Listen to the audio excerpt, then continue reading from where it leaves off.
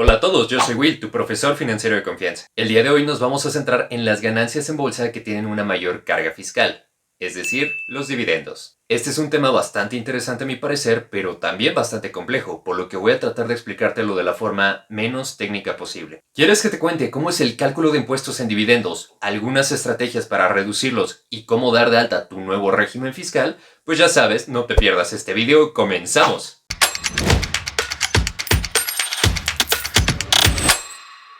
Hey, ¿qué tal familia? ¿Cómo están? Empecemos por recordar que los dividendos son las utilidades que las empresas reparten a sus accionistas. No todas las empresas pagan dividendos. Por lo general, estas tienen que ser bastante maduras donde ya no tienen mucho para dónde crecer, pero que sí tienen un alto flujo de efectivo. Una empresa con estas características ya no necesita reinvertir tanto dinero, por lo que un buen porcentaje de sus ganancias va y se la da a sus accionistas. Nota que digo la palabra ganancia como sinónimo de utilidades, lo cual implica que a los ingresos de la empresa ya se le restaron los costos, los gastos y los impuestos.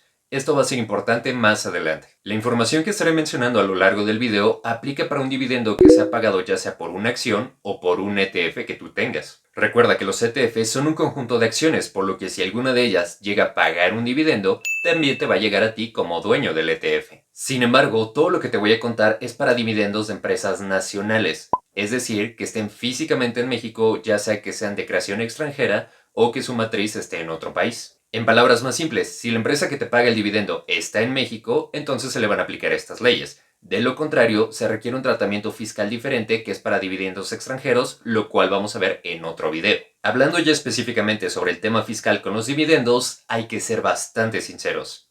Son una ojetada. ¿Y por qué digo esto? Pues resulta que a diferencia de las acciones donde solamente vas a pagar el 10% sobre tus ganancias reales, como vimos en mi video pasado, aquí te van a venir a cobrar impuestos hasta 3 veces por ellos. Y sí, hay estrategias para pagar menor cantidad de impuestos, pero estas dependen más de la empresa en sí misma que del inversionista. Pero como diría Jack el Destripador, vamos por partes. Como te platiqué hace rato, hay hasta 3 momentos en los cuales te pueden llegar a cobrar impuestos, así que vamos a ver cuándo sucede cada uno de ellos y de cuánto nos toca.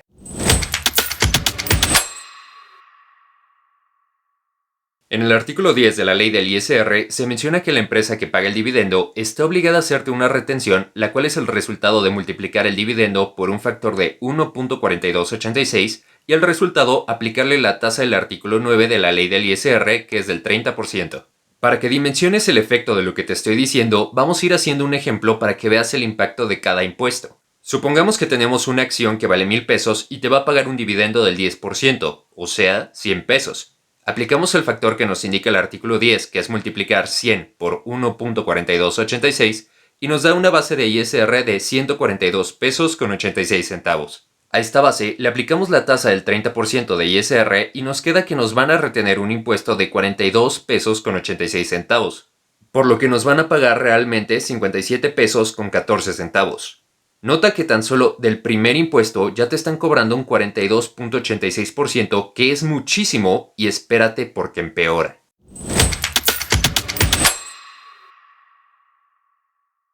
En el artículo 140 de la ley del ISR especifica que las personas físicas debemos pagar además una tasa del 10% sobre el dividendo. Esta tasa se aplica sobre el valor del dividendo que nos va a pagar la empresa, que en nuestro ejemplo es de 100 pesos. Entonces, el 10% de 100 pesos son 10 pesos más de impuesto, por lo que si vamos a recibir 57 pesos con 14 centavos, ahora vamos a recibir 47 pesos con 14 centavos. Esto nos deja una tasa de impuesto acumulada de los primeros dos impuestos de 52.86%. En otras palabras, ya perdiste más de la mitad del dividendo en impuestos y todavía no hemos acabado. El tercer pago de impuestos no es el mismo para todos, ya que lo que te haya quedado de dividendo, que como vimos en el ejemplo, por cada 100 pesos de dividendo te van a quedar 47 pesos con 14 centavos, se lo tenemos que sumar a nuestros demás ingresos del año, como pueden ser los de nómina o por honorarios, y por la totalidad de ellos tienes que pagar el impuesto que te corresponda de acuerdo con las tablas del impuesto del anexo 8. Si no sabes a lo que me refiero con estas tablas, te invito a que veas la primera parte de esta guía donde lo explico a detalle. Entonces el tercer impuesto varía para cada uno de nosotros, pero no quita que tan solo de los primeros dos ya perdiste más de la mitad de tu dividendo.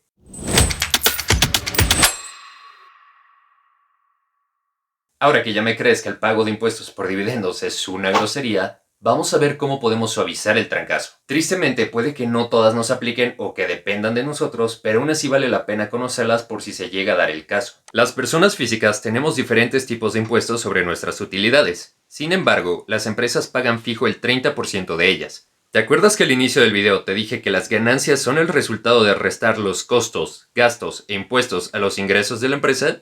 Pues resulta que en el artículo 77 de la ley del ISR especifica que las personas morales tienen la obligación de llevar una cuenta de utilidad fiscal neta, mejor conocida como CUFIN. En esta cuenta se tienen las ganancias fiscales, es decir, que ya pasaron por el pago de impuestos. ¿Y por qué es importante esta cuenta? Pues resulta que el propio artículo 10, que es el que exigía el primer impuesto del 42.86%, menciona en el tercer párrafo que los dividendos que vengan de la cuenta de utilidad fiscal neta no se les tendrá que aplicar dicha retención. Entonces nosotros tenemos que estar muy atentos a identificar si el dividendo que nos están pagando viene o no de la CUFIN. Si no viene de esta cuenta, se nos tiene que hacer una retención del 42.86%. Pero si sí viene de la CUFIN, entonces nos saltamos esta parte. Mira en pantalla la diferencia. En el primer caso donde no viene de la CUFIN, por cada 100 pesos te van a quedar 47 pesos con 14 centavos.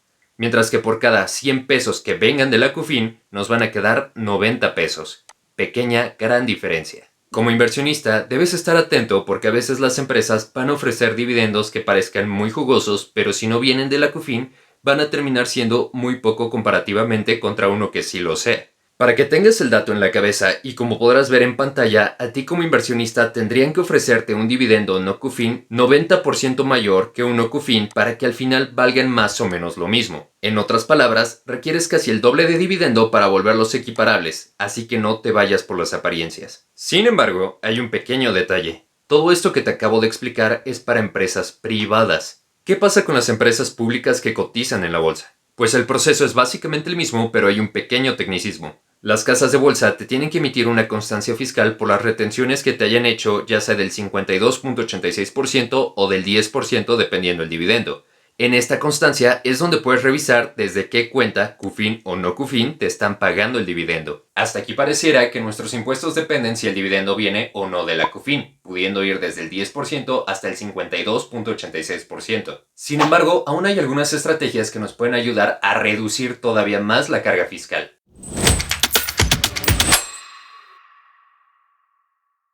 La primera estrategia se encuentra en la fracción 30 de las disposiciones transitorias de la Ley del Impuesto sobre la Renta, la cual en resumen especifica que en caso de que los dividendos de CUFIN que te está repartiendo la empresa sean del 2013 o anteriores, entonces están exentos del 10% de ISR que se especifica en el artículo 140. Esto por un tema de actualización en el cálculo de la CUFIN, por lo que las empresas tienen una CUFIN para ganancias hasta el 2013 y otra para el 2014 en adelante. La empresa decide desde cuál de las dos pagará a sus accionistas, por lo que si recibes dividendos por ganancias del 2013 o anteriores, no se te debe hacer la retención del 10%.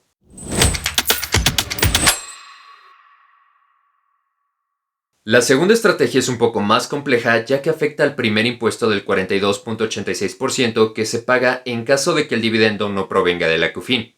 En el artículo 140 en el primer párrafo indica que en caso de que la empresa haya hecho el pago del 42.86% de ISR por no provenir de la CUFIN, nosotros que recibimos el dividendo tenemos la opción de acreditar o dicho de forma más simple, deducir el ISR que la persona moral pagó. Y aunque a primera vista esto suene perfecto, hay un ligero tecnicismo a tener en cuenta. Al dividendo que recibimos lo debemos multiplicar por 1.4286 y el resultado tomar un 30%. Si esto te suena familiar, es porque es el procedimiento que vimos hace rato, pero a la inversa. Sé que este último probablemente te dejó con dudas, así que vamos a hacer un ejercicio comparativo en el que veremos qué pasa si te resignas a la retención del 42.86% contra qué pasa si aplicas esta estrategia. Y antes de que se me olvide, este procedimiento solo se lleva a cabo en la declaración anual y para que le entiendas a este ejercicio forzosamente debes de entender el procedimiento de pago anual de impuestos que explico en la parte 1 de la guía, por lo que si no lo has visto aún, te dejo una tarjetita para que vayas a verla. Tomemos nuestro ejemplo anterior de un dividendo de 100 pesos que no proviene de la CUFIN, en el que se te aplicarán los impuestos que ya habíamos visto. De esos 100 pesos te van a quedar 47 pesos con 14 centavos, a los que todavía le hace falta el pago de ISR por tercera vez en tu declaración anual. Sin embargo, decides utilizar el procedimiento del artículo 140 que nos permite acreditar el impuesto del 42.86%. no del 10% porque ese es otro proceso que ya te platiqué antes. A los 100 pesos los multiplicamos por el factor de 1.4286 que nos dará una base de 142 pesos con 86 centavos. A este le aplicamos la tasa del 30%, que es la que están obligadas a pagar las empresas, que nos da un resultado de 42 pesos con 86 centavos, que si te fijas es la misma tasa del 42.86% que nos estaban reteniendo. Este resultado se lo sumamos a nuestro dividendo dándonos una base para el cálculo de 142 pesos con 86 centavos. Como podrás notar, para nuestra declaración estamos reportando un dividendo mucho mayor, pero esto nos va a permitir deducir los impuestos que pagó la persona moral. Ahora comparemos cómo se vería nuestra declaración sin tomar el beneficio contra cómo se vería tomando el beneficio. Empecemos por las bases para el cálculo. Recuerda que si decides no acreditar el ISR que pagó la empresa, usas el valor original del dividendo. Pero si decides acreditarlo, tienes que usar el dividendo ajustado que es mayor. Buscamos su límite inferior en la tabla del anexo 8, que por el monto pequeño que estoy usando para ambos es de 1 centavo, por lo que el excedente va a ser el valor del dividendo menos 1 centavo. La tasa que le corresponde a este nivel es del 1.92% a ambas, el cual lo multiplicamos por el excedente del límite inferior para que nos dé el impuesto marginal. Le sumamos la cuota fija que por el nivel es de 0 pesos y quedamos con un ISR a pagar que parece mayor si decides acreditar el ISR. A simple vista parece que no nos conviene, pero es porque el cálculo está incompleto. Aquí es donde restamos el impuesto pagado por la empresa que viene en nuestro cálculo de acá arriba, que es de 42 pesos con 86 centavos, dándonos un saldo negativo o dicho de otra forma a nuestro favor de 40 pesos con 12 centavos. Date cuenta que si haces efectivo el pago del ISR, quedas con un saldo a favor, pero si no lo haces efectivo, ya sea porque no sabías de esta estrategia o porque se te olvidó, quedas con un saldo a favor de Hacienda, por lo que todavía tienes que pagarle.